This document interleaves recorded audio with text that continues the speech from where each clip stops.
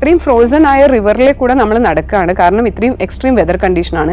പക്ഷേ ഈ ഒരു വാട്ടർഫോൾ മാത്രം നല്ല കാര്യമായിട്ട് നല്ല ശക്തിയിൽ നല്ല വൈഡറായിട്ട് നല്ല വീതിയിൽ അതിങ്ങനെ ഒഴുകി താഴെ വരുന്നുണ്ട്. ചില സ്ഥലത്ത് കുറച്ചും കൂടി ഡിഫിക്കൽട്ട് ആയിട്ടുള്ള സ്ഥലത്ത് മാത്രം ഒരു കയറൊക്കെ കെട്ടി വെച്ചിട്ടുണ്ട്. അപ്പോൾ ആ കയറ് പിടിച്ച് നമ്മൾ കയറുക എന്നുള്ളതാണ്. അപ്പം ഹണിയൊക്കെ നമ്മൾ ഒരു ഗ്ലാസ് ബോട്ടിലിൽ നിന്ന് എടുക്കുക എന്ന് പറഞ്ഞാൽ എടുക്കൽ തന്നെ ഒരു വലിയൊരു ശ്രമം പിടിച്ചൊരു പണിയാണ്. കാരണം ഇത് എടുത്ത് സ്പൂൺ കൊണ്ടൊന്നും കോരിയാൽ വരുന്നില്ല. ഇയാൾ വണ്ടി അങ്ങ് ഇറക്കിയിട്ട് അത് മുന്നോട്ടും പോകാൻ പറ്റുന്നില്ല, പിറകോട്ടും പോകാൻ പറ്റുന്നില്ല. അത് വല്ലാത്ത രീതിയിൽ അത് മണ്ണിൻ്റെ ഉള്ളിൽ ഇങ്ങനെ കുറച്ച് താണ പോലെയായിരുന്നു.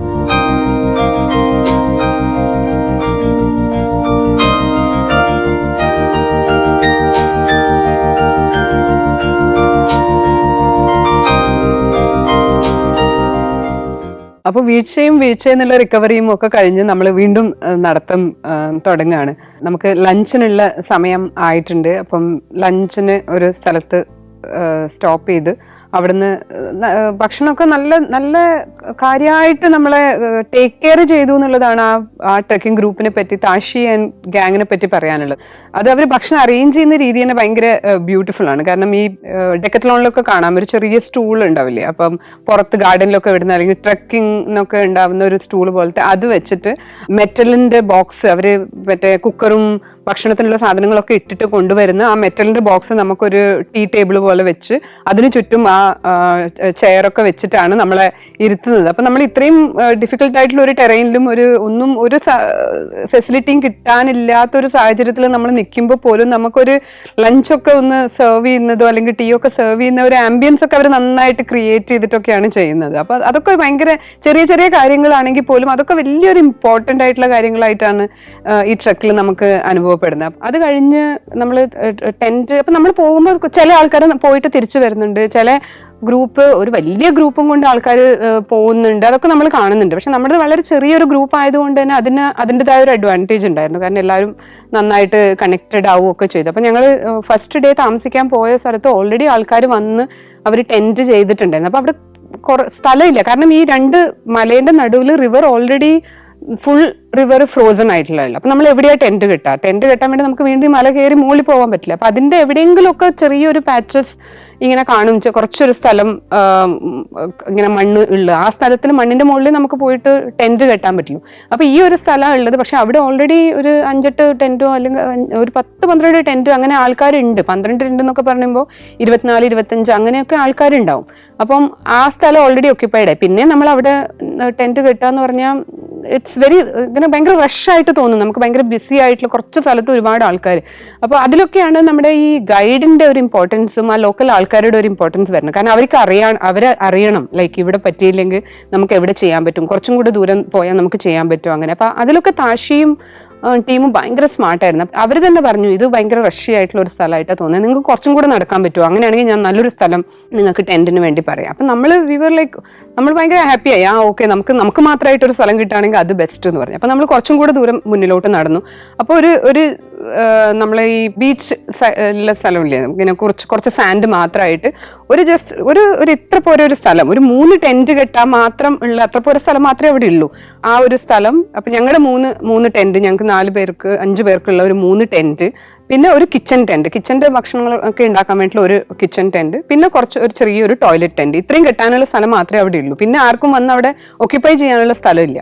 അപ്പോൾ അവിടെ അങ്ങനെ ഒരു സ്ഥലം യോക്മ എന്ന് പറഞ്ഞിട്ട് അവിടെ കൊണ്ടുപോയി താഷി അവിടെ നമുക്ക് വേണ്ടിയുള്ള ടെൻറ്റ് അന്നത്തേക്ക് അടിച്ചു. അപ്പം ഞങ്ങളുടെ ഫസ്റ്റ് ഡേ സ്റ്റേ അവിടെയാണ്. അപ്പം അത് ഭയങ്കര ഫസ്റ്റ് ഡേ തന്നെ നമുക്ക് മാത്രമായിട്ടൊരു സ്ഥലം അങ്ങനെയൊക്കെ ഉള്ളൊരു ഫീലായിരുന്നു. കാരണം വേറെ ആരും അവിടെ ഇല്ല, നമ്മൾ മാത്രം ഒരു ഫ്രോസൺ റിവറിൻ്റെ ബീച്ച് സൈഡ് എന്നുള്ള പോലെ പിന്നെ നമ്മൾ മാത്രം അങ്ങനെയുള്ള ഒരു സ്ഥലത്തായിരുന്നു അന്നത്തെ സ്റ്റേ. അത് ഭയങ്കര ഭയങ്കര ബ്യൂട്ടിഫുൾ ആയിരുന്നു. അത് കൂടാണ്ട് കിടക്കുമ്പോൾ പിന്നെ നമുക്ക് കുറച്ചൊരു കാര്യങ്ങളുള്ളത് നമുക്ക് ടെൻറ്റിൻ്റെ ഉള്ളിലാണ്. അപ്പം കാര്യമായിട്ടൊന്നുമില്ല, നമ്മളെ താഴെയുള്ള സാൻഡ് നമുക്ക് ഫീൽ ചെയ്യും. അത്രയും അങ്ങനെ ഇത് മാത്രമേ ഉള്ളൂ, ഒരു ലെയർ മാത്രമേ ഉള്ളൂ ടെൻറ്റിൻ്റെ താഴെ വിരിച്ചിട്ട്. അപ്പം പിന്നെ കിടക്കാനുള്ളത് നമുക്കൊരു സ്ലീപ്പിംഗ് ബാഗ് ഉണ്ട്, അതിനകത്തൊരു സ്ലീപ്പിംഗ് ലെയറും ഉണ്ട്. അപ്പോൾ ഈ സ്ലീപ്പിംഗ് ബാഗ് ആദ്യം വിരിച്ചിട്ട് അതിൻ്റെ മുകളിൽ അത്രയും നീളത്തിലാണ് സ്ലീപ്പിംഗ് ലെയർ ഉള്ളത്. അപ്പോൾ അതിൻ്റെ ഉള്ളിൽ ചെയ്ത് പിന്നെ ടോ ടു നെക്കാണ് അതിൻ്റെ സിബ്. അപ്പോൾ ആദ്യം താഴെ ഉള്ള അതിൻ്റെ ഉള്ളിൽ നമ്മൾ കയറി ലെയറിൻ്റെ ഉള്ളിൽ കയറി ആ സിബ് മുഴുവൻ ഇട്ടിട്ട് വേണം വീണ്ടും അടുത്ത്. അപ്പം ഓൾറെഡി നമ്മൾ സിബ് ഇത്ര വരെ ഇട്ട് കഴിഞ്ഞാൽ പിന്നെ നമുക്ക് മറ്റേതിന്റെ സിബ് താഴെ നിന്ന് എടുക്കാനുള്ള ഓപ്ഷൻ ഇല്ല. അപ്പം പകുതി ഇതിട്ട് പിന്നെ മറ്റേ സ്ലീപ്പിംഗ് ബാഗിന്റെ സിബ് പകുതി ഇട്ട് അങ്ങനെയൊക്കെയാണ് ഇടേണ്ടത്. പിന്നെ നമുക്ക് എഴുന്നേറ്റ് നിൽക്കാനൊന്നും പറ്റില്ലല്ലോ, ടെന്റിന്റെ ഉള്ളിൽ നിന്നാണ് ചെയ്യുന്നത്. അപ്പൊ അത് ഒരു ടെന്റിനുള്ളിൽ 2 പേരാണല്ലോ. അപ്പൊ 2 പേരും കൂടെ അതിന്റെ ഉള്ളിൽ നിന്ന് ചെയ്യാൻ എന്താ പറയാ, ആ ഒരു സ്പേസിന്റെ ഉള്ളിൽ നിന്ന് നമുക്ക് എന്തൊക്കെ ചെയ്യാൻ പറ്റുമോ അങ്ങനെയൊക്കെ ഇരുന്നിട്ടാണ് അത് ചെയ്യേണ്ടത്. അത് പ്രോപ്പർലി ആയിട്ടില്ലെങ്കിൽ പിന്നെ രാത്രിയൊക്കെ ആകുമ്പോൾ നന്നായിട്ട് കാറ്റ് വരും. അപ്പൊ കാറ്റൊക്കെ ഇതിൻ്റെ ഉള്ളിലേക്ക് നമുക്ക് കയറും, ഇപ്പൊ ഉറക്കം ശരിയാവില്ല, അങ്ങനെയൊക്കെയുള്ള കാര്യങ്ങളുണ്ട്. അപ്പൊ അതൊക്കെ ഒരു എന്താ പറയാ, ഒരു നമുക്ക് ട്രക്കിങ്ങിൽ മാത്രം കിട്ടുന്ന ഒരു എക്സ്പീരിയൻസ് ആണ്. അല്ലാണ്ട് നോർമലി നമ്മൾ ട്രാവൽ ചെയ്യുമ്പോൾ അങ്ങനെയുള്ള കാര്യങ്ങളൊന്നും ചെയ്യുന്നില്ല. അങ്ങനെ അന്നത്തെ രാത്രിയത്തെ സ്റ്റേ കഴിഞ്ഞു. രണ്ടാമത്തെ ദിവസം രാവിലെ എഴുന്നേറ്റിട്ട് നമ്മൾ കാണുന്ന ഒരു വ്യൂ ഭയങ്കര ബ്യൂട്ടിഫുൾ ആണ്. നമ്മുടെ ടെന്റിന്റെ ആ ഒരു വാതിൽ തുറന്ന് പുറത്തേക്ക് നോക്കുമ്പോൾ സൻസ്കാർ റിവർ ഇങ്ങനെ ഒരു ഹാഫ് ഫ്രോസൺ ആയിട്ടുള്ള റിവർ ഇങ്ങനെ ഒഴുകുന്നുണ്ട്. ഒരു പച്ചയും നീലയും ഒത്ത ഒരു കളറിലൊരു റിവർ മുന്നിൽ നിന്ന് ഒഴുകുന്നുണ്ട്. അതൊരു നടുവിലൊരു പാച്ച് മാത്രം ഒഴുകുന്നുണ്ട്. അതിന്റെ മുകളിലാണെങ്കിൽ കുറച്ച് ഇങ്ങനെ ഐസായിട്ട് ആ ഒരു ലെയർ പോലെ ഇങ്ങനെ ഒഴുകുന്നുണ്ട്. അപ്പൊ അവരൊരു നീട്ടി വരച്ച ഒരു സാരീന്റെ മുകളിലൊരു ഡിസൈൻ ഉള്ള പോലെയൊക്കെയാണ് നമുക്ക് തോന്നുക. കാരണം ആ ഒരു അത്ര വീതി മാത്രമേ ഉള്ളൂ, അതിന്റെ അപ്പുറം ഇപ്പുറം ഫ്രോസൺ ആണ്. അപ്പോഴത്തേനും ഓൾറെഡി -20 ഡിഗ്രി ഒക്കെ ആയി. അങ്ങനെ ഞങ്ങൾ ഇരുന്ന് ഭക്ഷണത്തിന് ബ്രേക്ക്ഫാസ്റ്റിനാണെങ്കിലും ബ്രെഡും പോഹ അങ്ങനെയൊക്കെയുള്ള കാര്യങ്ങളാണ്. ചില ദിവസം ആലു പൊറോട്ട അങ്ങനെയൊക്കെയാണ് അവർ ഉണ്ടാക്കുന്നത്. അപ്പൊ അതിന്റെ കൂടെ കഴിക്കാൻ വേണ്ടി ജാമും ഹണിയൊക്കെയാണ് ക്യാരി ചെയ്തിട്ടുള്ളത്. അപ്പൊ അതൊക്കെ ഹണിയൊക്കെ നമ്മൾ ഒരു ഗ്ലാസ് ബോട്ടിലിൽ നിന്ന് എടുക്കുക എന്ന് പറഞ്ഞാൽ എടുക്കൽ തന്നെ ഒരു വലിയൊരു ശ്രമം പിടിച്ചൊരു പണിയാണ്. കാരണം ഇത് എടുത്ത് സ്പൂൺ കൊണ്ടൊന്നും കോരിയാ വരുന്നില്ല. ഈ നമ്മൾ ഗ്ലാസ് ഉണ്ടാക്കുന്ന ഇത് കണ്ടിട്ടില്ലേ, ഒരു ഗ്ലാസ് ഇങ്ങനെ ഉറ്റ് വീഴുമ്പോൾ എങ്ങനെ ഉണ്ടാവും, അങ്ങനെയൊക്കെയാണ് ഹണിയൊക്കെ എടുക്കുമ്പോൾ തോന്നുന്നത്. ഇതിങ്ങനെ സ്പൂണിന്റെയും ആ ഗ്ലാസ് ജാറിന്റെ ഉള്ളിൽ നിന്ന് ഇത് എടുത്താൽ വരുന്നില്ല. അതേപോലെ തന്നെയാണ് സോസ് ആണെങ്കിലും ജാം ആണെങ്കിലും ഒക്കെ. പിന്നെ അവർ കൊണ്ടുപോയി അത് കുറച്ചൊന്ന് ചൂടാക്കി നമുക്ക് അതെടുക്കാൻ പറ്റുന്ന രീതിയിൽ കൊണ്ടുതരും ഒക്കെ ചെയ്യും. പിന്നെ ഒരു മഹാരാഷ്ട്രീയൻ ഒരു സ്പൈസി ആയിട്ടുള്ള ഒരു അച്ചാർ പോലെയുണ്ട്, സക്കാട്ട എന്ന് പറഞ്ഞിട്ട്. അതായിരുന്നു നമ്മുടെ മെയിൻ ആയിട്ടുള്ള ഒരു സൈഡ് ഡിഷ് എന്ന് പറയാം. കാരണം ഈ തണുപ്പിന് എരിവുള്ളതും കൂടെ ഒന്ന് കിട്ടുക എന്നല്ല. അപ്പം ഇപ്പം എന്തെങ്കിലും കഴിക്കാനൊക്കെ തന്നു കഴിഞ്ഞാൽ അതിൻ്റെ കൂടെ സക്കാട്ട എടുത്ത് കഴിക്കാം. ഞങ്ങൾ പോയി തിരിച്ചു വരുമ്പോഴത്തേനും 5 പേരും കൂടെ ഒരു പാക്കറ്റ് ഓൾമോസ്റ്റ് ഫിനിഷ് ആക്കി തിരിച്ചു വരുമ്പോഴത്തേനും അങ്ങനെയുള്ള ഇതൊക്കെയായിരുന്നു ഫുഡിന്റെ കാര്യത്തിലുണ്ടായിരുന്നത്. അപ്പം അത് കഴിഞ്ഞ് നമ്മൾ നെക്സ്റ്റ് ഡേയും നമ്മുടെ നടത്തം സ്റ്റാർട്ട് ചെയ്തു. ഇതേപോലെയുള്ള സ്ഥലത്തിലേക്ക് കൂടി തന്നെയാണ് പോകുന്നത്. അപ്പോൾ പോകുമ്പോൾ ഒരു കാര്യം, ഫസ്റ്റ് ഡേ ആണെങ്കിലും ബാക്കിയുള്ള എല്ലാ ദിവസവും വരുന്നത് എല്ലാ സ്ഥലങ്ങളും ഈ റിവറിൻ്റെത് ഒരേപോലെ ഫ്രോസൺ അല്ല, നേരത്തെ പറഞ്ഞ പോലെ.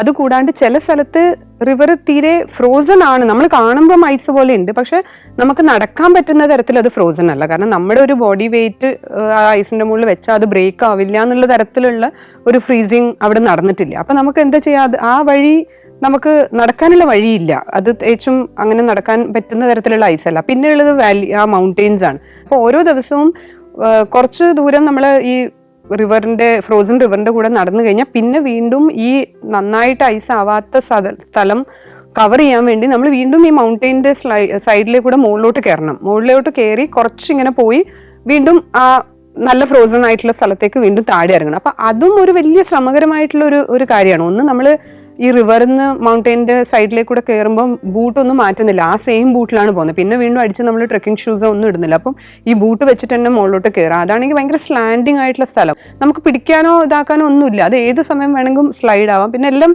ഇങ്ങനെ റോക്കി ആയിട്ടുള്ള മൗണ്ടെയിൻസ് ആണ്, എന്തെങ്കിലുമൊക്കെ അങ്ങനെ കല്ലുകളും അങ്ങനെയൊക്കെയാണ് ഉള്ളത്. നമുക്ക് അതും വലിയതൊന്നുമല്ല, ഒക്കെ ചരല് പോലെ കുഞ്ഞു കുഞ്ഞു പോലെ കല്ലുകളും അങ്ങനെയൊക്കെ. പിന്നെ ചില സ്ഥലത്ത് കുറച്ചും കൂടെ ഡിഫിക്കൽട്ട് ആയിട്ടുള്ള സ്ഥലത്ത് മാത്രം ഒരു കയറൊക്കെ കെട്ടി വെച്ചിട്ടുണ്ട്. അപ്പോൾ ആ കയറ് പിടിച്ച് നമ്മൾ കയറുക എന്നുള്ളതാണ്. അപ്പം ഇങ്ങനെ കയറി 2 പാറകളുടെ നടുക്കേ കൂടെ ഒരു പോർഷൻ ഉണ്ട്. അപ്പൊ അത് കവർ ചെയ്തിട്ട് അതിന്റെ നടുക്കേ കൂടെ ഇങ്ങനെ പോയി. അപ്പൊ നമ്മൾ പോകുന്ന ആൾക്കാർ മാത്രമല്ല, പോയി തിരിച്ചു വരുന്നവരും അതിലെ കൂടിയാണ് വരുന്നത്. അപ്പൊ ഭയങ്കര ഡിഫിക്കൽട്ടായിട്ടുള്ള ഒരു പോർഷൻ ആയിരുന്നു അത്. അങ്ങനെ നമുക്കൊരു 2-3 പ്രാവശ്യം ഓരോ ദിവസവും 1-2 പ്രാവശ്യം ഇങ്ങനെ മുകളിലോട്ട് കയറുക, ആ ഭാഗത്തേ കൂടെ നടക്കുക, വീണ്ടും തിരിച്ച് ഈ ഫ്രോസൺ റിവറിലേക്ക് ഇറങ്ങുക, എന്നിട്ട് പിന്നെയും കുറച്ച് ദൂരം നടക്കുക, പിന്നെ നന്നായിട്ട് ഫ്രോസ് ആയിട്ടില്ലെങ്കിൽ പിന്നെയും സൈഡിലേക്ക് കൂടെ മുകളിലേക്ക് കയറുക. അങ്ങനെയുള്ള ഒരു കാര്യം കൂടെ നമുക്ക് ഡെയിലി ചെയ്യേണ്ടതായിട്ടുണ്ടായിരുന്നു. പിന്നെ ഒരു ക്യൂരിയസ് ആയിട്ടുള്ള കാര്യം കണ്ടത്, നമ്മൾ റിവറിലേക്ക് കൂടെ നടക്കുമ്പോൾ അതിന്റെ അടുത്തൊക്കെ ചെറിയ ചെറിയ വാട്ടർഫോൾസ് ഉണ്ടാവും. അപ്പൊ ആ വാട്ടർഫോൾസ് ഒക്കെ ഓൾറെഡി ഫ്രോസൺ ആണ്. കാരണം നമ്മൾ ഈ വെള്ളം വീഴുന്ന ഇത് നമുക്ക് കാണാൻ പറ്റുന്നില്ല, നന്നായിട്ട് ഈ ടെമ്പറേച്ചറിലാണല്ലോ. അപ്പൊ ആ വെള്ളം ഇങ്ങനെ ഒഴുകി വന്ന് അവിടെ ഐസ് ആയിട്ടാണ് കാണുന്നത്. അപ്പം നമ്മൾ വാട്ടർഫോൾ അല്ല കാണുന്നത്, ഐസ് ഐസ് ഫോൾ എന്ന് പോലും പറയാൻ പറ്റില്ല. ഐസ് അവിടെ ഇങ്ങനെ നിൽക്കുന്ന പോലെയാണ് നമുക്ക് വിഷ്വൽസ് കാണുന്നത്. അതൊന്നും നമ്മൾ എവിടെ അങ്ങനെ കണ്ടിട്ടുണ്ടാവാൻ ചാൻസ് ഇല്ല. നേരക്ക് വാട്ടർഫോൾ വരെ പോകാൻ പറ്റണം എന്നാണ് ചാദർ ട്രക്ക് ചെയ്യുന്ന ആൾക്കാരുടെ, അല്ലെങ്കിൽ അതിനെ ഇങ്ങനെ നോക്കി കണ്ട് നിന്നിരുന്ന എല്ലാവരുടെയും ആഗ്രഹം അതാണ്. അപ്പോൾ ലിസ, നമ്മുടെ ഗ്രൂപ്പിലുള്ള ലിസ ഏറ്റവും കൂടുതൽ ആഗ്രഹിച്ചു വന്നത് എനിക്ക് നേരക്ക് വാട്ടർഫോൾ കാണണം എന്നാണ്. അപ്പം ഇത് എത്ര വരെയാണ് ഇതിന്റെ പോയിന്റ് എന്നൊക്കെ ഉള്ളത് നേരത്തെ പറഞ്ഞ പോലെ ഭയങ്കര റെഗുലേറ്റഡ് ആയിട്ടാണ് ലേ ഗവൺമെന്റ് ഇത് ചെയ്യുന്നത്. അപ്പൊ ചാദർ ട്രക്ക് എന്ന് പറയുമ്പോഴും എത്ര വരെയാണ് പോവുക, എത്ര ദിവസത്തെയാണെന്നൊക്കെ ഉള്ള, എത്ര വരെയാണ് പെർമിഷൻ എന്നൊക്കെയുള്ള കാര്യങ്ങളൊക്കെ കുറച്ച് കഴിഞ്ഞാണ് നമ്മൾ അറിയുന്നതും ഒക്കെ. അപ്പം ഈ ട്രക്കിന് വന്നു കഴിഞ്ഞപ്പോഴാണ് ലിസക്ക് മനസ്സിലായത് നേരക്ക് വാട്ടർഫോൾ വരെ പെർമിഷൻ ഇല്ല, അപ്പൊ നമുക്ക് പോകാൻ പറ്റില്ല. അത് അവർക്ക് ഭയങ്കര വിഷമായിരുന്നു. അയ്യോ നേരക്ക് കാണാൻ പറ്റില്ലേ, നേരക്ക് കാണാനാണല്ലോ ഞാൻ വന്നത് എന്നുള്ള ഭയങ്കര വിഷമായിരുന്നു ലിസക്ക്. അപ്പോൾ ഞാനും എന്താ അങ്ങനെ, ഐ മീൻ ട്രക്ക് ചെയ്താൽ പോരെ, നമ്മൾ എങ്ങനെയും ചാദർ ട്രക്ക് ചെയ്യാൻ പോവാണ്, ചാദറിന്റെ മുകളിൽ കൂടി ഇത്രയും ദിവസം നടക്കാൻ പോവാണെന്നൊക്കെ ആയിരുന്നു ഞാൻ ആദ്യം മനസ്സിൽ വിചാരിച്ചത്. പക്ഷെ പിന്നെ ചെറിയൊരു ഗ്രൂപ്പ് ആയതുകൊണ്ടും എല്ലാവരും അത്രയും ഇൻവോൾവ് ആയിരുന്നത് കൊണ്ടും അത്രയും കോപ്പറേറ്റീവ് ആയതുകൊണ്ടും ഞങ്ങൾ തീരുമാനിച്ചു നമുക്ക് എന്നാൽ ഒരു ദിവസത്തെ ട്രക്ക് നമുക്ക് കുറച്ചും കൂടെ എക്സ്റ്റെൻസീവ് ആയിട്ട് ചെയ്തിട്ട് ഒരു ദിവസം സേവ് ചെയ്തിട്ട്, കാരണം ചാദർ ട്രക്കിൽ കൂടെ നേരെ വാട്ടർഫോൾ കാണാൻ പറ്റില്ല, അത് കാണാൻ പോകണമെങ്കിൽ പിന്നെ വേറൊരു വഴിയെ പോകണം. അപ്പോൾ അങ്ങനെ പോകാൻ നമുക്ക് ഒരു ദിവസം സേവ് ചെയ്യാൻ പറ്റുമോ എന്നുള്ളൊരു ഡിസ്കഷൻ വന്നപ്പോൾ എല്ലാവരും ഒരേപോലെ നടക്കുന്നുണ്ട്, എല്ലാവർക്കും ഒരേ കേപ്പബിലിറ്റിയിൽ നടക്കാൻ പറ്റുന്നുണ്ട്, വലിയ ക്ഷീണവും കാര്യമൊന്നും ഇല്ലെങ്കിൽ നമുക്ക് അങ്ങനെ ചെയ്യാമെന്ന് താഷി നമ്മളോട് എഗ്രി ചെയ്തിട്ടുണ്ടായിരുന്നു. അപ്പം നമ്മൾ പോകുന്ന വഴി ഒരു ദിവസത്തെ സ്റ്റേൻ്റെ ഓപ്ഷൻ നമ്മൾ ഒന്ന് വിട്ടിട്ട് നമ്മൾ സുമോ വാട്ടർഫോളിൽ ആണ് നമ്മുടെ മൂന്നാമത്തെ ദിവസം സ്റ്റേ ഉണ്ടാവേണ്ടിയിരുന്നത്. അവിടെ വരെ നമ്മൾ സെക്കൻഡ് ഡേ നടന്നു എന്നുള്ളതാണ്. 10-12 കിലോമീറ്റർ നടന്ന് സുമോ വാട്ടർഫോൾ എന്ന് പറയുന്ന ഒരു വാട്ടർഫോളിന്റെ അവിടെ എത്തി. അതിൽ നിന്ന് കുറച്ച് മുന്നോട്ട് പോയിട്ടാണ് നമ്മുടെ അന്നത്തെ stay. Vietnam, France, Belgium, Netherlands, Mexico, Greece. Sancharam volume number 18. Full HD-യിലുള്ള ഈ അപൂർവ ദൃശ്യയാത്രാ വിവരണ ശേഖരം സ്വന്തമാക്കാൻ സഞ്ചാരം എന്ന് SMS ചെയ്യൂ. ഫോൺ 9995 444 222.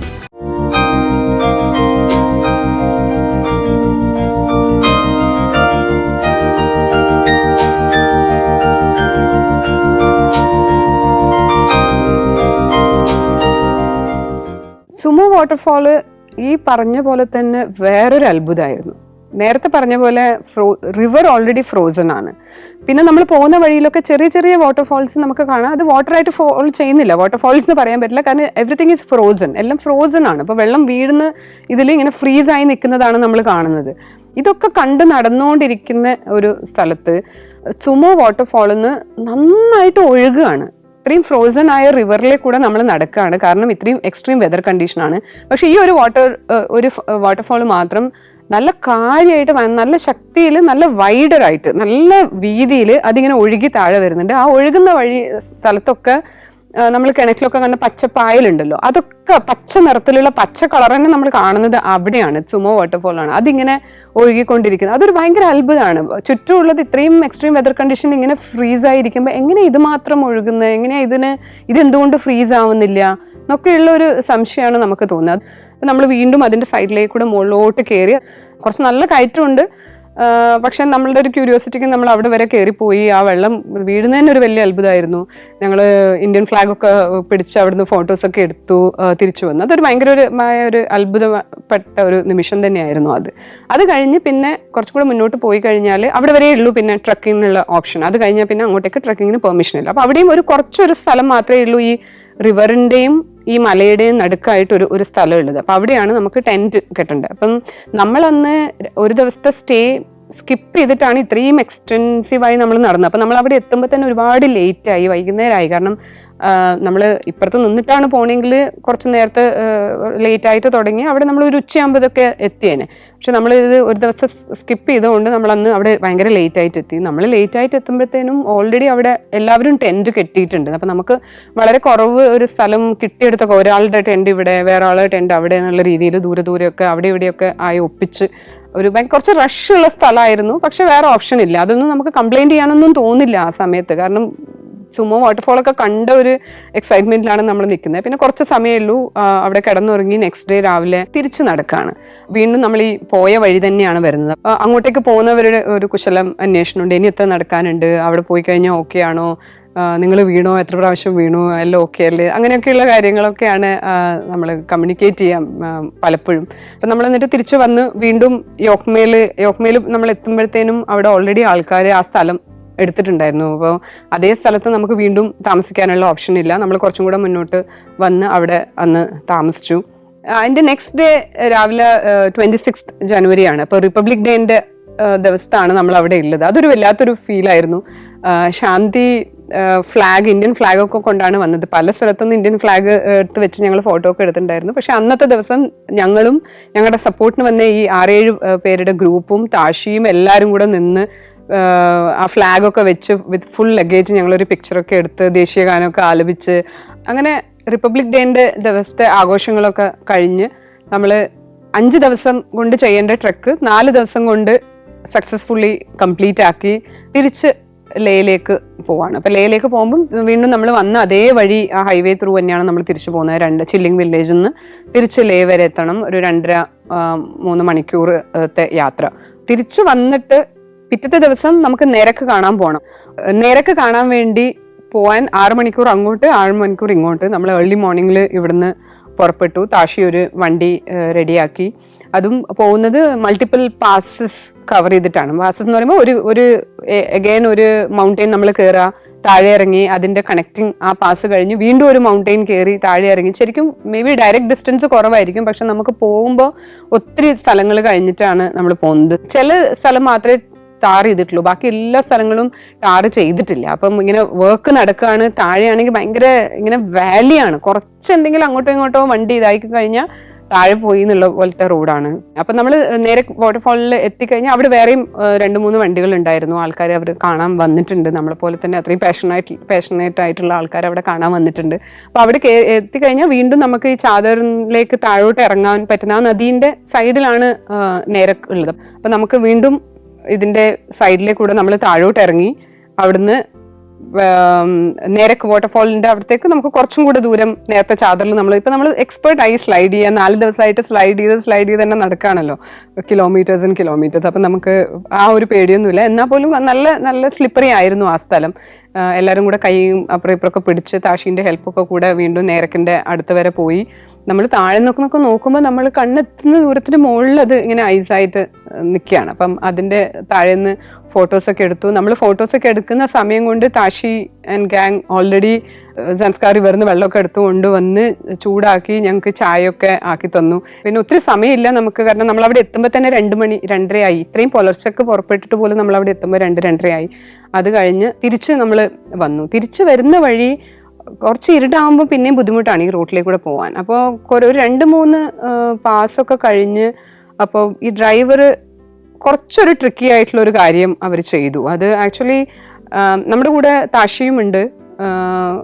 ഒരു പാസ് കഴിഞ്ഞ് താഴെ ഇറങ്ങി വേറൊരു റോഡ് ജോയിൻ ചെയ്യേണ്ടതായിരുന്നു. അപ്പം ഇത്രയും ദൂരം ഇങ്ങനെ വളഞ്ഞു പോകണ്ടേ എന്നതിന് പകരം അവർ ഒരു സ്ഥലത്തെ കൂടെ ഒരു വണ്ടി പോയ പോലെ ഒരു ഇതുണ്ട് അവിടെ, മുന്നേ വണ്ടി പോയിട്ടുണ്ടാവും എന്നുള്ള ഒരു ഇതിൽ ഇയാൾ വണ്ടി ഇറക്കിയിട്ട് അത് മുന്നോട്ടും പോകാൻ പറ്റുന്നില്ല, പിറകോട്ടും പോകാൻ പറ്റുന്നില്ല. അത് വല്ലാത്ത രീതിയിൽ അത് മണ്ണിൻ്റെ ഉള്ളിൽ ഇങ്ങനെ കുറച്ച് താണ പോലെയായി. നല്ല ഫുൾ വർക്ക് നടക്കുന്ന സ്ഥലമാണ്. അവിടെ ഇങ്ങനെ ഫുൾ മടിയായിട്ടുള്ളതാണ്, നനഞ്ഞിട്ടില്ല എന്നുള്ളത് മാത്രമേ ഉള്ളൂ. അപ്പോൾ അയാൾ വണ്ടി താഴെ ഇറക്കുകയും ചെയ്തു. ഞങ്ങളെല്ലാവരും വണ്ടിയിൽ, പക്ഷേ വണ്ടിയാണെങ്കിൽ ഇങ്ങ് താണും പോയി.